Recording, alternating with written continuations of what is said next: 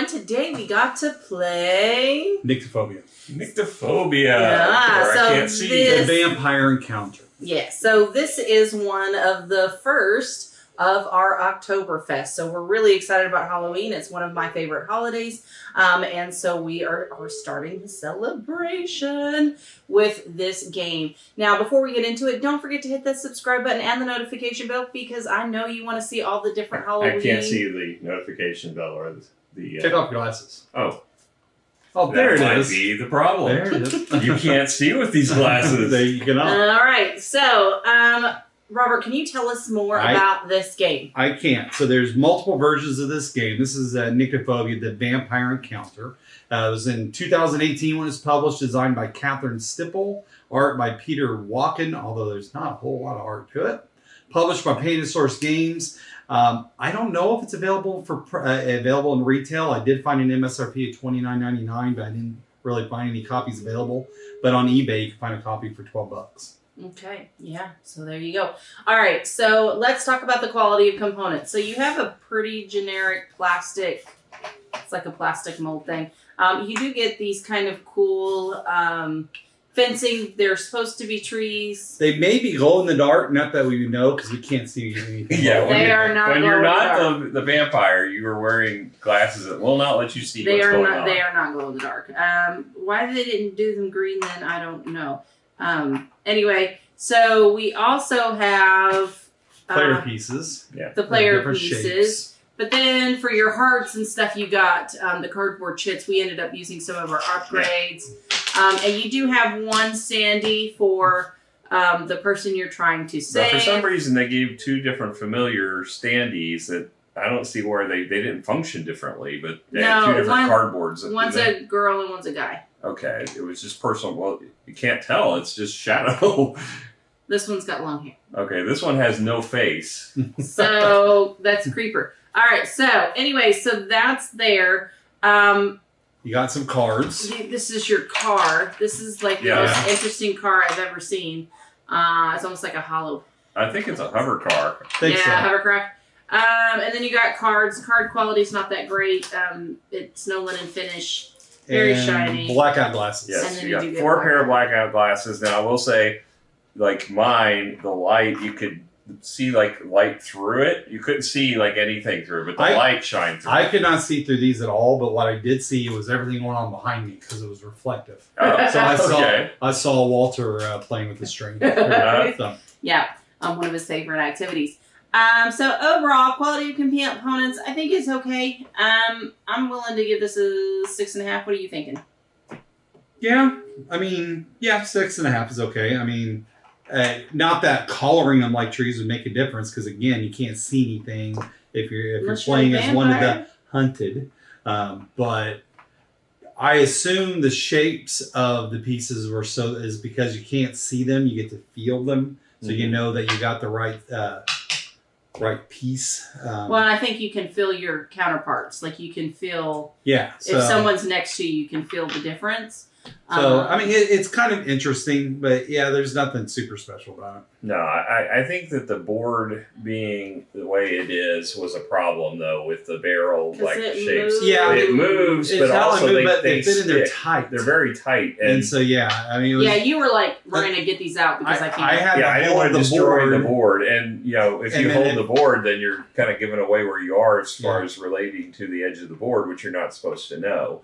So I think the design of the board being kind of where it caved in when you put the pieces in was kind of a bad design for that because I didn't want to learn anything more, so I always just took my hand off and said, Miranda, can you get me off this because I can't move it. Yeah, which was fine. I ended up doing that. What are you, 6.5? Is that where you're at as well? Because of the board being that way, I'm going to give it a 6. I think, component-wise, other than the board, I think this plastic tray was not sturdy enough, and it was too tight for the barrels. It's almost like if it was glued to a bigger wooden board, something with some weight, it'd be all right. But. Yeah. Okay, all right, so now let's move on to the theme. So the theme is there you drove to a forest, you're hanging out, and one of you gets lost. But in the process, a vampire comes along and it's hungry. I felt like we were all you lost. are Yeah, delicious. no, we were totally all lost because we had the black glasses. We had no idea. You wanted to make sure you found your friend and everyone got home okay. I would have ditched my friend. I mean, don't like any of my friends that much. I cannot imagine it being so dark that I cannot see my. I would not even be able to see in front of me. Well, it's been that dark. I mean, I've been in a couple places. I've been some dark places. I've been able to see at least my feet, or I've been able to see my hands. Well, I'm pretty blind. Can't do it in this game. I'm pretty blind, so to be fair. I'm hoping we were not blind when we were driving the car. Because that might be why it looks that way. I think so.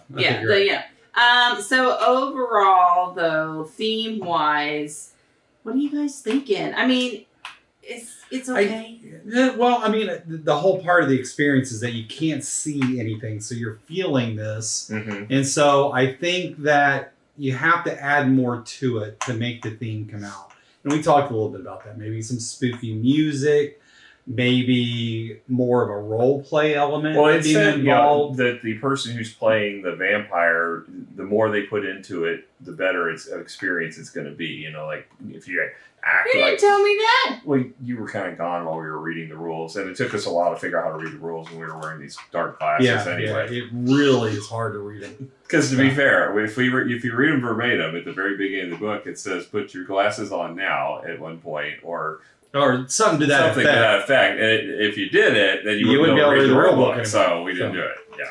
Well, we did briefly, but we figured it out pretty quick.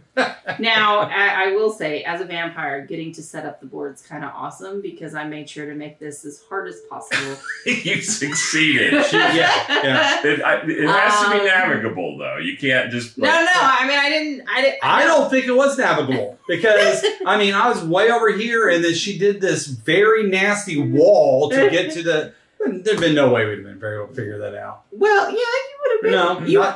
After I got 8. Well, the thing is, she put a choke point where she could just sit in the choke point and wait for us to try to come through to eat us. I didn't say not to. She made it as difficult as possible for us. Normally these games are against the solo, so I was just fit with it. Maybe.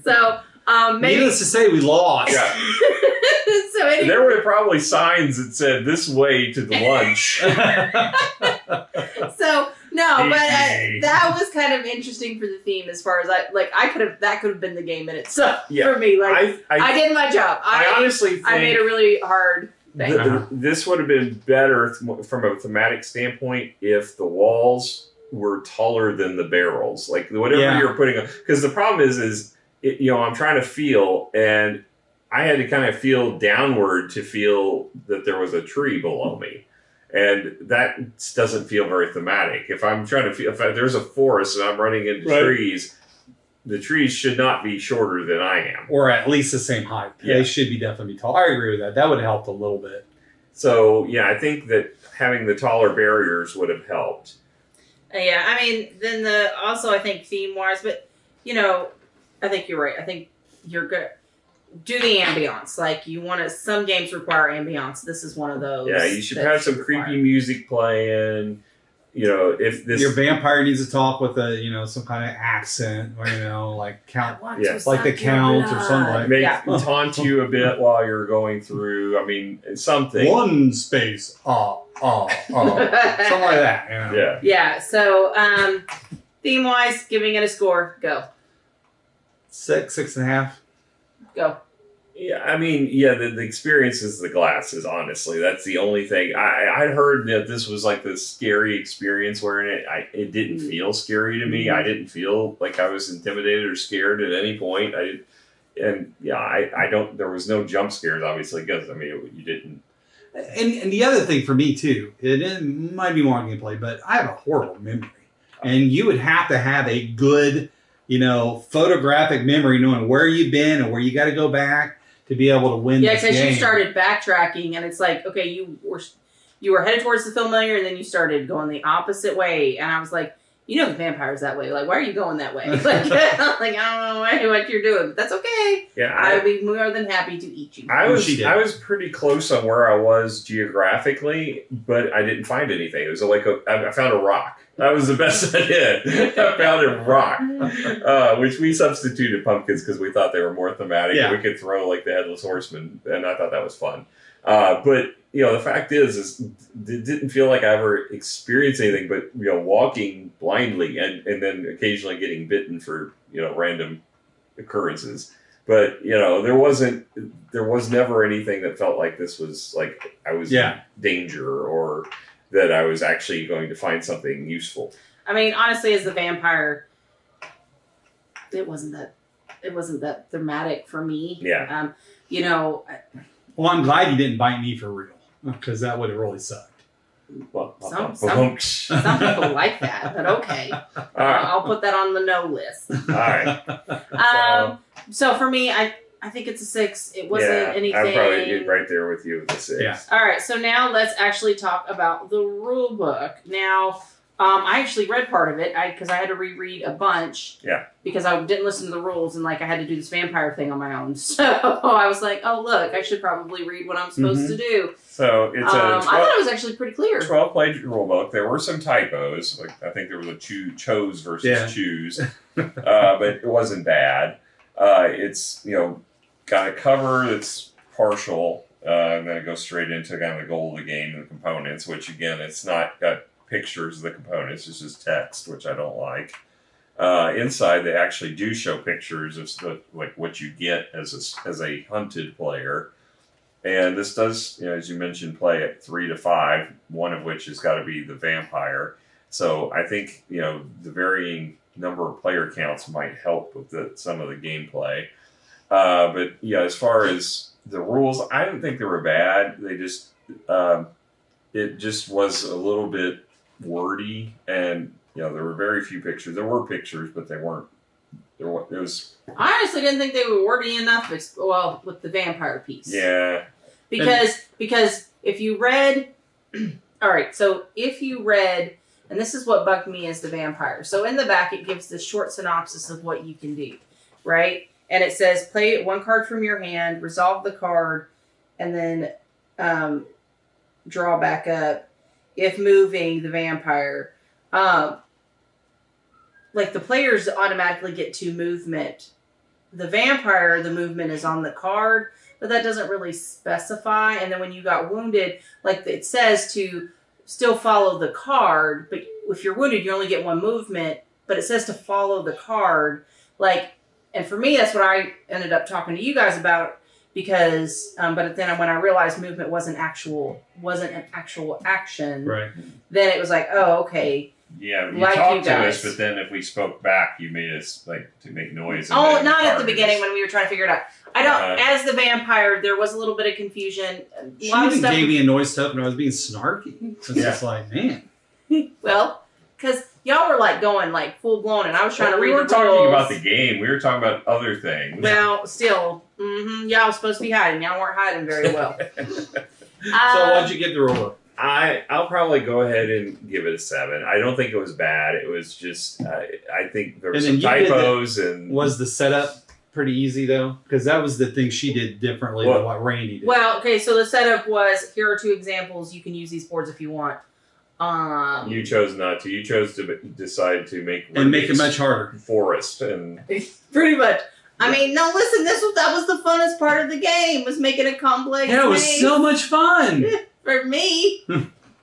So that's the part that I loved about it. Okay. It was the only part that I liked about it. All right, so now let's go to the actual gameplay. So we're gonna reset the board a little bit. So do we have to wear the glasses? Maybe. All right. You can wear the glasses. All right. I can't see the maze. Actually, you don't really even have to change the maze. I'm still not going to be able to figure out where they come. Okay. All right. So basically, the players get to go first. So Randy's going to go first. So I'm going to set his hand on the piece. Which piece? Your piece. Okay. And what's north, south, east, and west? North is towards me. All right. Towards you. So the camera is south. Yes, correct. All right. So now he is going to get to move 2 spaces, but before he does that, there's 3 different options for him. Actually, he can do these at any moment. So he can do his 2 movement, or he can do a hide action. He could do a sprint action, or he can do a throw action. Okay, so he can do those in any order. Well, I can't hide before I move. I have to move first. No, it says you can hide first. I don't know why you would do that. Yeah, you can't. Because then you There's can't no move. way, because you have to do the 2 movement. Yeah, so, well, anyways, that might be a problem with the rules. But, okay, so, anyway, are you going to move first? I'm going to move. Okay. So he gets to actually so I can feel search. Yeah, I can feel around just off to the side of where I'm at to see if there's a wall. And looks like if this is, that would be west towards Rob. There's no wall that way. If I go south, there's no wall. If I go north, I don't feel a wall. And if I go east, I don't feel a wall. So I think I'm safe. Any direction I go from a movement perspective, I won't hit a wall. So I'm going to try to go towards the camera because that would be cool to be able to reach our friends outside. Oh, there's something in it though. What did I find? He found a rock. You found a rock. Hey, awesome. That's more than you found the whole game. No, I found one rock. Yeah. Oh, he's up. Okay. So the rock I can gave you a use. rock. The rock can be useful So for it a says few there. things. So now you can search again. Okay, yeah, but the rock is used for multiple things. One is I can keep it as a defensive weapon if I get attacked. I'll still get attacked, but I'll be able to knock the vampire for a loop, give him a concussion, and he won't be able to move as easily.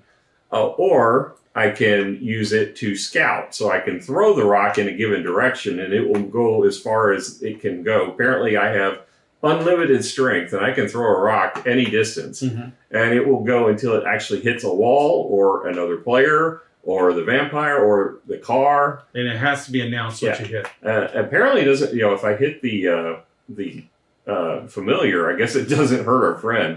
He's immune to rocks apparently. But all right, so you got your second action. Okay, so I'm going to move.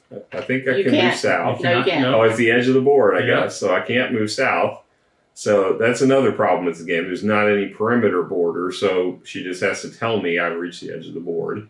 I'm going to go... I actually think that would be better is to have that perimeter edge because then you don't know you're at the edge of the board. You can't go towards me either because that's also the edge of the board. So I can't go that way, so I'm at a dead end. But this is a great example. So I'm at a dead end. Yeah, so I'm going to be just backing up. So I'm doing the electric slide here in the forest. So I'm going to back right back up. And that's his second. All right, that's my second movement. Now he can complete the 3 actions that I mentioned Now before. I can hide, but if I hide, I won't be able to talk for the rest of this video. So it'll be kind of boring. Well, it might be a blessing. So sprint. Do an extra sprint. If I sprint, I'm going to run right into a wall. No, you can sprint forward. So I can move one more space. So I can basically back up once again, right? Yep. Yeah. Because I can't go this way and I can't go forward again. Unless you wanted to. Oh, I could go to the other side though. So I could go this way. So I'm going to step this way. So that's a little different. Maybe. You can keep going. There you go. There we go. Okay. All right. I assume just like in the game, I did not run into any familiar or the car. All right. So Robert would end up doing the same thing, very similar. La la la. And then as the vampire, I will have 2 cards in my hand, and I will get to choose one of them and take that action. Okay. So this one says move the familiar 2 spaces. So this is the familiar. So 1, 2, I don't move because it doesn't tell me to move. Now there's some other stuff out there. So this one says, remove the noise token, move 3 spaces, announce the vampire is near. So, just depending. So you play one, then you draw one, you resolve it. Now what happens if, guess what? I actually made it to Rob. Rob's cornered, sorry. This is going to suck.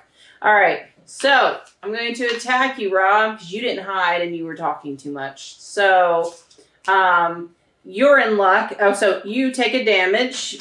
Well, actually, you lose a damage. I get 2 hit points. I get 2 hit points. I took 1, but you have a rock in your possession. So I can counterattack. So you can counterattack. So you're going to throw a rock at me. I'm going to take my own damage.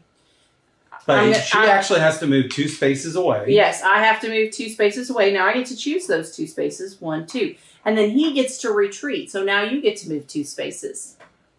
But I don't have to. 1 or 2, correct. But I don't have to. But you don't, yeah. And I'm assuming I know, because I could feel like I know she had to go this way. I'm not going to move any. Yeah. Unless you wanted to somehow make because if I move the 2, oh, look at that. I'm right back in front of her again. Right, but then you get a turn before I go again. Yeah, and then but I also hide. And so what does hide do for me? So if you were to hide, you flip the piece over. You flip the piece over, and now my vampire cannot interact with that player unless they engage the interaction first. Which is how I killed myself. Because you remember that search function I can do so I can figure out where, I touched her, bam, combat's initiated. Yes. What crap. So I found it very important that you actually search your area at the end of your turn. So you already knew where you could go. And then that way... I did that, but she was in the way. But then if you know which way you're going, then you could just take that and do that first movement, and you're less likely to meet the vampire. So that's pretty much the game. Yeah. What makes it end? So one of the players has to get the familiar. So Robert would have had to... If I survived. If you survived. And then he would have had... all the way to just the to car. get to the car. But he has, without the information that I've given him on where I'm at. By the way... Even if I had found the car... By the way, I want to point out that you guys are going to end up leaving one or the other person. Because only your guys and the familiar can go with you. So... You're still leaving somebody. So we're basically choosing one of our friends to sacrifice in this game. Yeah, unless there's more players, and then But you're still choosing one of our friends, no matter what. Somebody. Yeah. Well, then you're losing multiple of your friends. Exactly. Because you really like the familiar guy. Yeah. He's so two-dimensional. No. What happens is that the familiar escapes, the vampire gives up because they're depressed, and everybody survives. Oh. Because that's the way it happens in real life. Yes, because there's vampires in real life. That's right. All right. Can I take my glasses off or do I have to stay blind? No, you can take them off. You can take them off. All right. So overall, let's talk about scoring for this game. My favorite part of this game was creating the maze. And so because of that, I will give it a 6.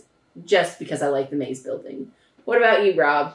I didn't care for the game. I'm not very good with memory style games to begin with, so that would already got something going against me.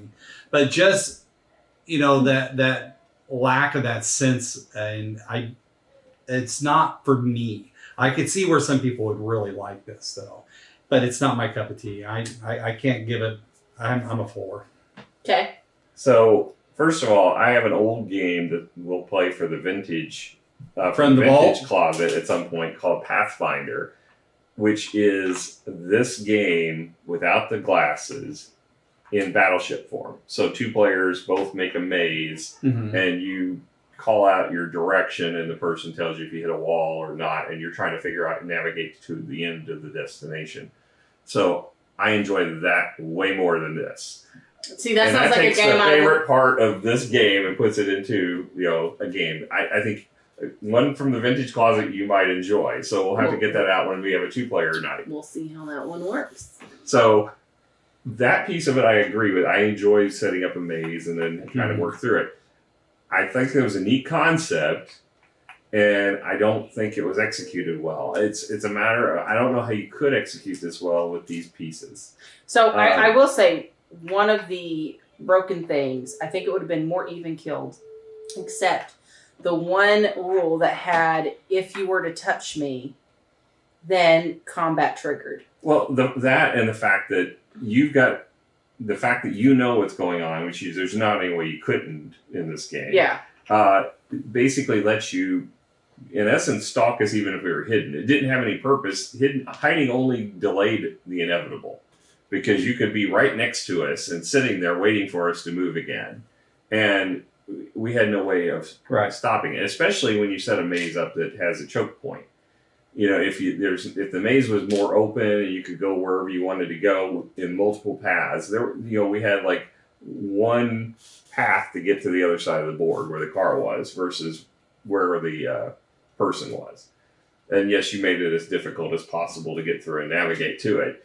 That didn't help, but the fact is wasn't that what you're supposed to do? Like that was my thing. No, I don't. I'm supposed to make this difficult. You did fine. I'm just saying. I think the game itself it's going to certainly make it harder as the hidden to get through, especially since it's one player dies and it's over. Yeah. Which if you had 4 players playing against you, it might be easier to find the things. But it also easier to hit people. It's easier for her to attack someone. Now, the noise aspect might actually come into play more and be more beneficial. We didn't use it once, yeah. Yeah, that might actually make it more useful when you're playing with 4 players. That's true.